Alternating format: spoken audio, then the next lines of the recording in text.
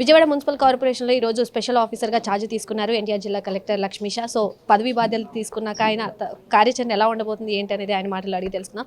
Sir చెప్పండి, ఈరోజు special ఆఫీసర్గా ఛార్జ్ తీసుకున్నారు. సో ఇక ముందు ఎలాంటి కార్యక్రమాలు చేపట్టబోతున్నారు? విజయవాడని అభివృద్ధి దిశగా ఒక గ్రీనరీ సిటీగా ముందుకు తీసుకెళ్లాలని ఎప్పటి నుంచో ప్రభుత్వం కూడా నిర్ణయించింది. సో ఇందుకోసం ఎటువంటి కార్యక్రమాలు చేయబోతున్నారు? విజయవాడ స్పెషల్ ఆఫీసర్గా బాధ్యత స్వీకరించడం చాలా ఆనందంగా ఉంది.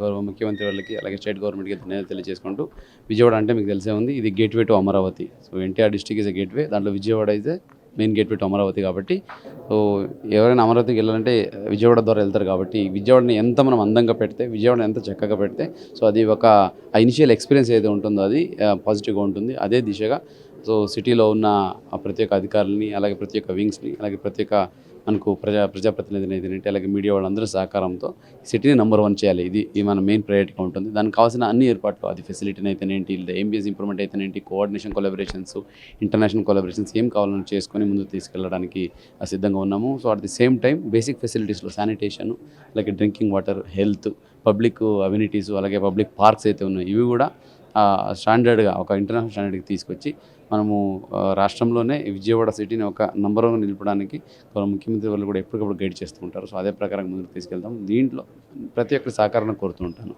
ఒకవైపు క్రిటిసిజం అయితే, ఇంకొక వైపు ఆ క్రిటిసిజంకి నెక్స్ట్ యాక్షన్ అయితే ఉందో అది నిర్మాణాత్మకమైన విమర్శలు చేసినప్పుడే వస్తుంది.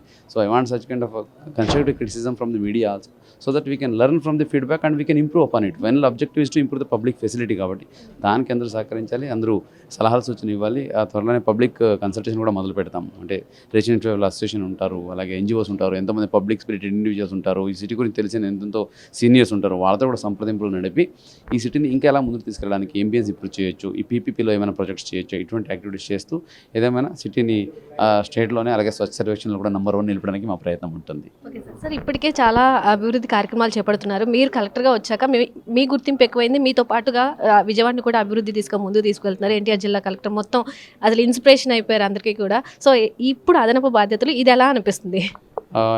I always go with the spirit of team NTR district అమ్మ. సో విఎంసీ కూడా ఇంతకు ముందు కూడా టీమ్ ఎన్టీఆర్ డిస్ట్రిక్ట్లో భాగమే. కాబట్టి ఇట్ ఈస్ వన్ మోర్, అంటే బాధ్యత కన్నా I call it as a continuation of the responsibility. So అన్ని తీసుకుంటాను. And because entire VMC team, commission అందరూ part of my team. Always interact చేస్తూనే ఉంటాం. ఒక వర్షం అయితేనేంటి, ఫ్లడ్ అయితేనేంటి, ఈ దసరాలు అయితేనేంటి, సెలబ్రేషన్ అంటే they are all part of the district administration always. కాబట్టి I'm hopeful and I'm confident that so అదే స్పిరిట్ని ముందు కంటిన్యూ చేస్తూ ఎన్టీఆర్ జిల్లా నెంబర్ 1గా అలాగే ఆదర్శంగా నిలపడానికి ట్రై చేస్తాం. Thank you sir. సో ఈరోజు స్పెషల్ ఆఫీసర్గా బాధ్యతలు తీసుకున్న తర్వాత కూడా విజయవాడని ఇంకా ఎలా ముందుకు తీసుకువెళ్ళాలి, అభివృద్ధి దశలో నెంబర్ 1 సిటీగా కూడా ఉంచేలాగా కార్యక్రమాలు చేపడతానని చెప్పి కూడా ఎన్టీఆర్ జిల్లా కలెక్టర్ లక్ష్మీష అయితే తెలపడం జరుగుతుంది. కెమెరామెన్ లక్ష్మణ్తో నాగశ్రీ, విజయవాడ మెగా 9 టీవీ నుండి.